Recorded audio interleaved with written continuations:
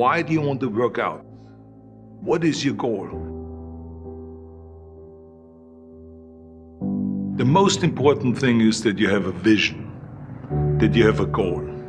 Because without that vision and without that goal, again, you're drifting around and you're never gonna end up anywhere. People don't become successful just by accident.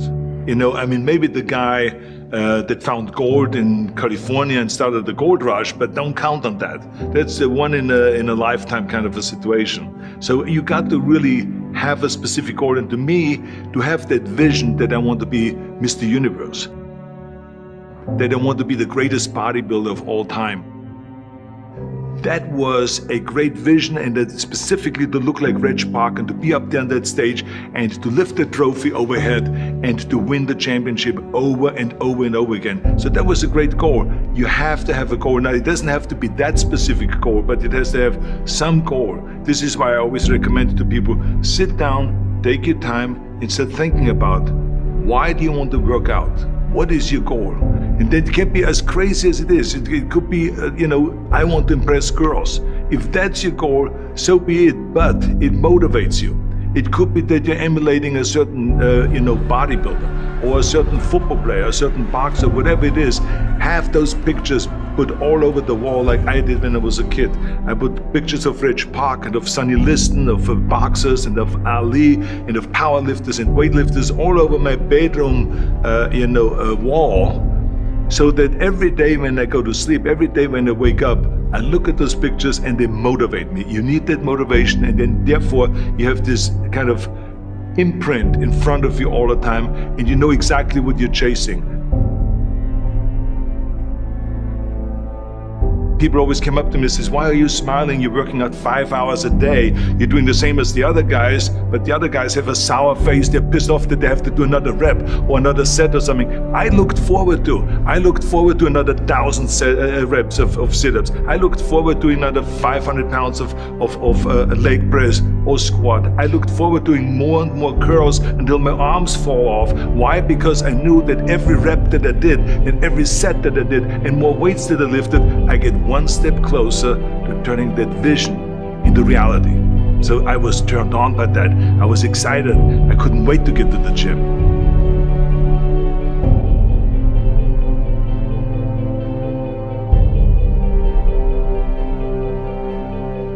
I remember that when I weighed 245 pounds, and Bob Rafelson, the director of Stay Hungry, said to me that I'm interested in having you come in for a reading and work on your acting and all this, because I'm interested in having you in a movie to star with Jeff Bridges and with Sally Fields. I was delighted about that, and I was excited, and I started pumping up more and more. And then he said, but I don't want you to weigh more than 210 pounds. You want me to be in the movie, but I'm weighing 245, 246. I say, I just won the Olympia, I say, which was 1974, and I was really at my biggest. And but he demanded that, and he says, look, it's very simple. On the day we start shooting, he says, I'm gonna put you on a scale, and if you don't make the 210, you're out, because I have someone else in mind.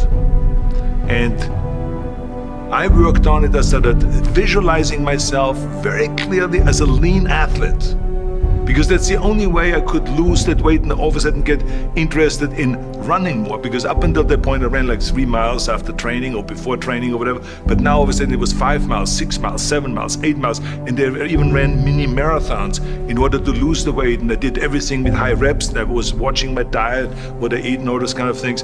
And but the day before, I remember we were in Birmingham, Alabama. The day before I was at the YMCA with Bob Rafelson. He was swimming and I was working out and I was running. There was a track there and I was running. He says, let's step on the scale.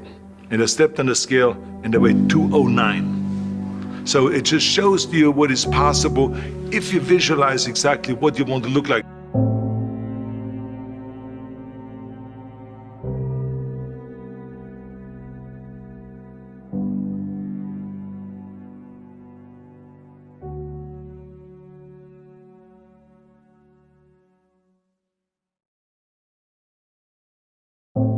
and there was no room for any kind of like, well, I can't get my act together or anything like this.